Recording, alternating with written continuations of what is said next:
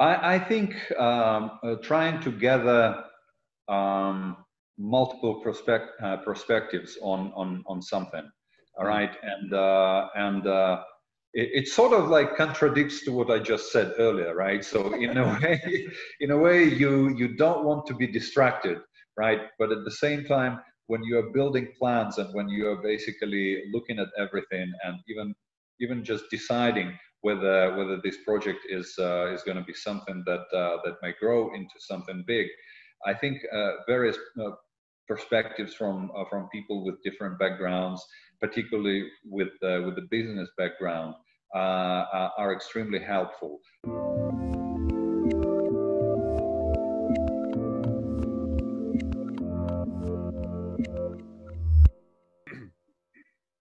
Hey everyone, this is Devin Miller here with another episode of the Inventive Journey, and I'm your host, Devin Miller, the serial entrepreneur that's grown several businesses to 7- and 8-figure companies, as well as started and founded Miller IP Law, where we help startups and small businesses with their patents and trademarks. And today we got another great guest on the podcast, Micheal, and now I'm going to absolutely slaughter his last name, Malakhov, or I'm going to say this fastly and try and blend it together so I don't mess it up too bad. And I have to apologize. So Micheal's actually done the podcast once before, and he did an awesome job. But me and him are the only ones that got to see that episode, because of all the episodes we've done, that was the one time that the file got corrupted. So he's on for a second time to tell his story yet again, and he's gracious enough to come back on. But appreciate that. And so if it sounds like we already have talked with each other a couple times, that's why it is. So give you the quick kind of background a bit on Micheal, and he'll tell in the greater detail. So he was a biochemist and a molecular biologist by training, and has been loves and does a lot of with the test tubes and running the experiments and doing all that. But then found out that he created some shoulder pain and went to try and fix it. Couldn't find a good solution, so he decided he was going to come up with it on his own. And now you'll see what you see in the back behind him is the solution that he's come up with. So with that as an intro, welcome onto the podcast, Micheal. Thank you very much, Devin. Thank you. Welcome back onto the podcast. Right. Thank you, Devin. My pleasure. Yeah, it's a bummer it didn't work out first time, but that's all right. We'll do a better job now. That's right. Maybe it was a prompting that now we didn't do a good enough job the first time, so now we have to do take two. So anyway. Right. So with that, I gave a bit of an intro, but so maybe walk us through, and the Inventive Journey, as the name implies, is talking not just where you're at today, but kind of the journey that led up to where you're at today. So with that kind of in mind, walk us through a little bit about the journey of kind of where you're at and how you got to where you're at today with GyroSleep. Right. So I was always a nerdy kid. I was one of the guys who spends a little less time playing in the yard and more time doing some weird experiments or whatever. And so I ended up becoming a biochemist. And the problem with the lab work is that you work in a very asymmetric position. So that affects your posture and, keeps you in those awkward positions for hours. So I actually started having back pain pretty early on when I was about 29 years old. And eventually it was growing up, the problem was exacerbating little by little. And then eventually I had to do something. So I started swimming, and that's when I developed shoulder pain as well. And at that time, basically, my biggest problem was that I could not sleep well, because I would go to bed and I cannot sleep on my shoulder. This was my preferred position. I couldn't do that. My backbone was always misaligned, and I couldn't find a comfortable position in bed. So I started looking for things, and unfortunately there was nothing. There is a bunch of different pillows, one for the waist, one for the knees, one cervical pillow, one pillow that you can put behind your back for elevation and so on. But as soon as you try to change your position, all those pillows are left behind, or you have to get up and rearrange everything. And this is what actually many people who have shoulder issues or back issues or post-surgery patients, that's what they do. So I decided to come up with something on my own. And my first prototype was a boogie board with two straps on them. So I strapped myself to boogie board and I tried to position myself on the side. And that lasted for about 45 seconds. I said, okay, that's not going to work. So yeah, I can imagine, you know, boogie board probably isn't going to be, it may keep your back straight or it may keep you in position, but I couldn't imagine trying to sleep that way for any long period of time. Right, right. So basically, I had to learn along the way all the mechanistic aspects of the back, and went back to human anatomy, which I never liked at school. But but basically, certain things had to be done, and little by little, I actually built something that was usable. And at that time, I lived in San Francisco. I met at that time with process engineering people, and it's a small company in the Bay Area, and they do equipment manufacturing for biotech and wineries. They saw the model, and they were enthusiastic about helping me to take it to the next step. So I worked with them, filed my first non-provisional patent at that time. And so little by little, I was working, and I was actually using the device for some time, for nearly 2 years, and that dramatically helped my shoulder, and that actually allowed me to sleep. So the device was working, but it looked ugly, and it was not, it was not sexy at all. And whenever I tried to show it at that time to some people, there was not much interest. So, and probably in the year 2014, I basically had to move back to Russia because my parents had issues, right? So I needed to be there, and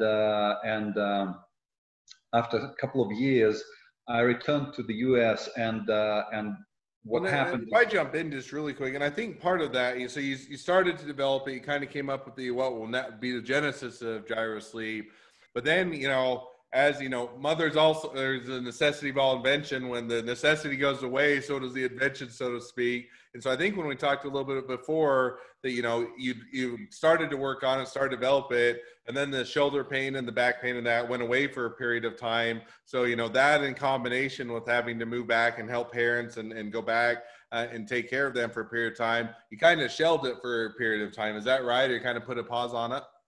Precisely. For almost 3 years, I didn't do anything. It was basically that, yes, I had other priorities, plus this, the entire project, everything was here in the States, and I, at that time, was back to Russia. So it was impossible to work. And you're right, there was really no need for me to use it because I felt good.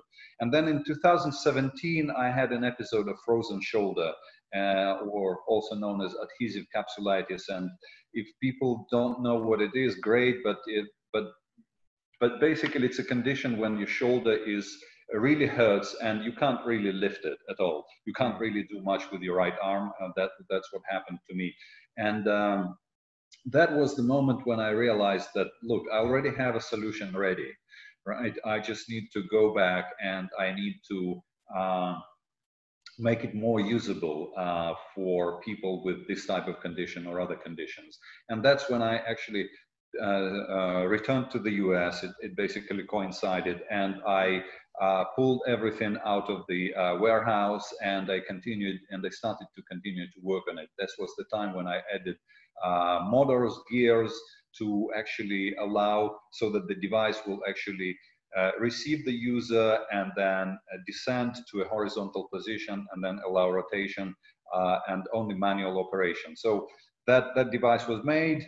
I showed it to some people. There was quite a bit of excitement. I showed it to a variety of doctors. I already saw that at that time it looked just good enough to communicate the idea and to explain what it really was without forcing people to actually listen to you, right? So this is This is a relatively radical change to the existing devices that are available on the market. So this was built from first principles. It was not an analogy to a mattress or any existing device.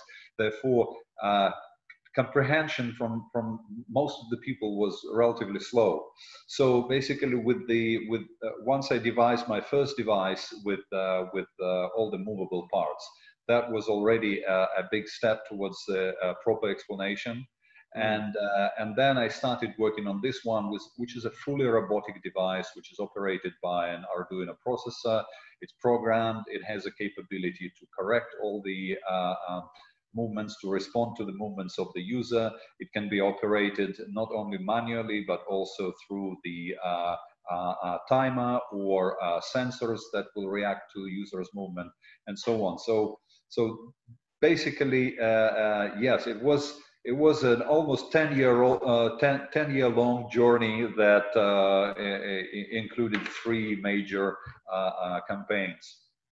So if I think that's interesting, that it sometimes the journey is quick and you get it done, and sometimes it's a longer journey. But one thing that we talked a little bit previously, and I thought it was interesting, is initially it started out, I think it's kind of a side gig or a part-time hustle, or really just solving the solution. And then you went, set it down for a period of time, went and did other things, helped with the family and whatnot. And then as you had the flare-up came back, you decided, I think it was, around this time last year, so about a year ago or so, to jump in and do that, rather than as a part-time, gig or as a side thing, to do that as a full-time endeavor. What was kind of the decision? Hey, why, leave the job, jump all in, how did that go? And, what made you decide to go that route? I think 2 major factors that basically helped me to make that decision was number one is that I already started to see that people react to the idea and the prototype differently. Right, so that encouraged me, and several people, particularly people who had either an immobile person in the family or people who had their own back and shoulder issues, they immediately started seeing the advantage of this, and they reacted differently. They asked the right questions. So that basically told me that I'm on the right track. And the second contributing factor was that one of my former coworkers actually even inquired. He wanted to invest in my business because he saw that this may have a potential. So I took his money, and that was the time when I said, okay, so let's quit. Utilize his money, not took his money, but utilize his money, right? right, exactly. So basically, that was the time when I said, okay, I will do this 100% now, and I even went further. I left California to stretch the money, and I moved to a much cheaper Las Vegas to be able to do it, with more confidence. And of course, Las Vegas is also the city that has many of my friends who are athletes and so on, and many of them have shoulder injuries. So this is the right environment for me to be at right now. All right, no, I think that's it. So now that you made the leap, you said, okay, got the investor, got some money to actually pursue it, going to do this full time, going to go all in, that's what it's going to take. And so how is that, since going full time about a year ago from now, I think you mentioned it was July, which tomorrow will be July. Right. How has it gone? Has it been a good journey, a good venture? Has it had its ups and downs? Has it been everything you would hope for, or have you regretted it, or how's that gone so far? Right. It's like this. So it's going up in the long term, but of course there are some hiccups and certain things that may not work out. And it basically covers all areas, including engineering and whatever other things I tried to do. And sometimes it's just a matter of COVID happened, right? So if previously I could get some parts, let's say from China in 2 weeks, now it takes probably 4 to 6 weeks. But I'm still moving ahead. And I think 3 major things that I planned to accomplish in this 1 year is obviously build this model, built this advanced prototype, which actually shows it has all the features of a plan that are planned for a commercial device. So I did that, and then I hired a consultant. I worked on the business plan, presentation, and so on. So that was also a large chunk of my time. And of course, I needed to file an additional patent that would cover these new retractable parts and the algorithm. So that basically was another a large chunk of my time that was dedicated to this. There are a few other things that I'm trying to complete, and that is growing the team and advancing this to the public, telling more people. This has been lagging behind a little bit, but now basically, as I completed these certain things, I can actually concentrate and do these things, and eventually start a massive fundraising campaign. Well, not massive, but the appropriate enough to continue this business. Okay, no, fair enough. So that makes good sense. So now is you to do that. So next 6 months to a year, I think you've already outlined. You asked the question, or answered the question I was already going to ask, which is, so now this is the time where you can see I don't know if you'd call it a prototype or first run or whatnot, but you've got it towards a functional product, and now you're going to move over to additional fundraising in order to get it out there in the marketplace, as well as go out and do the sales and the marketing and pitch and find those people that you can help. So as we then jump to what I kind of is wrap up each podcast with, maybe we'll jump to that now, which is I always ask 2 questions at the end of each podcast. So the first question I always ask is, so what was the worst business decision you ever made?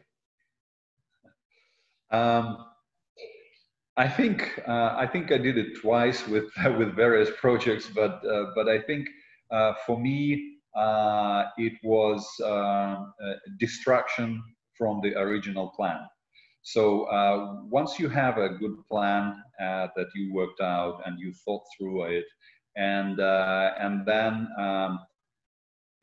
then something happens, or you meet someone who simply looks at this and says, this is probably not going to work. That is the time when, depending on several factors, including the authority of the person you're communicating with, this is the time when you can make a decision and say, oh, maybe my plan was not good at all, and I need to basically abandon this and start from the beginning. And it happened to me, and I think that was a wrong decision for me. Right, and if I let's say continued on the path, and maybe I could have pivoted and adjusted certain things, but not completely abandoned and changed the strategy. In my opinion, I would have been much farther ahead now. Okay, no, that certainly makes sense, and is a good lesson to learn from. So now, as we to jump to the second question I always ask is, so if you're talking to someone and you had a 10-year journey, and had its pauses and re-engaging and full-time, part-time, and everything else, and so you have you've gone through a good journey with it. But if you're talking to someone who's just getting into a startup, just getting into small business, what would be the one piece of advice you'd give them? I think trying to gather multiple perspectives on something, all right, and it sort of like contradicts to what I just said earlier, right? So in a way, you don't want to be distracted, right? But at the same time, when you are building plans and when you are basically looking at everything, and even just deciding whether this project is going to be something that may grow into something big, I think various perspectives from people with different backgrounds, particularly with the business background, are extremely helpful. So obviously, very few people nowadays do things in the vacuum, right? But even with the availability of all the resources, sometimes it might be just difficult to simply contact someone and say, hey, look, you have an MBA, I don't. What would be your take on this particular thing? And what will be your reasoning? How would you approach this problem? And if you find that kind of person, if you have availability to do that with several folks from different, let's say in my case, I spoke to people who are physicians, I spoke to people who are engineers, business personnel, people who are involved in such businesses as hospices and hospitals and so on. So basically, get their in perspective from a variety of different specialists is extremely important in building a good plan for moving forward. All right. No, I think that's good advice. And so to be able to get the, I think it's, you kind of, it's almost cliche or it's almost worn out that you get the idea that surround yourself with smart people or, people that are smarter than you, but in the sense of, let's get those perspectives. If they're perspectives of people that can offer something different and unique or something that will be helpful to the business, certainly helpful to get that perspective as you're going through the journey. So as people are now saying, all right, you solved the problem of fixing my shoulder pain or my back pain or any of my joint pains with GyroSleep, and people want to, whether it's invest in the company, they want to get involved, they want to buy the product, they want to learn more, or just reach out to you. What's the best way to connect with you? My website is gyrosleep.com. So this is the name of the product, GyroSleep. And there is a contact form that you can fill out, and I will make sure to respond to you as quickly as I could.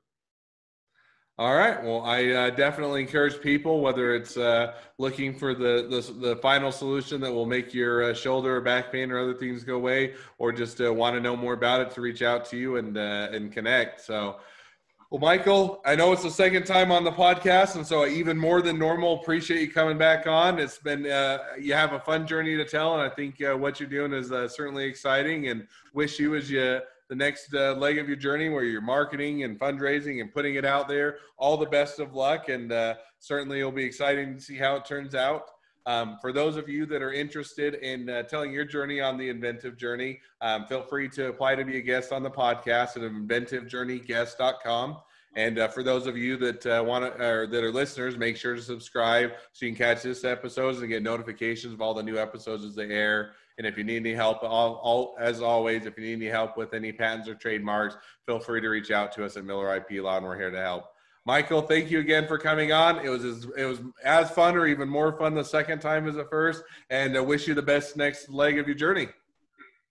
Thank you very much, Devin. Thank you very much for this opportunity, and best of luck to you and to everyone who's listening. All right. Thank you.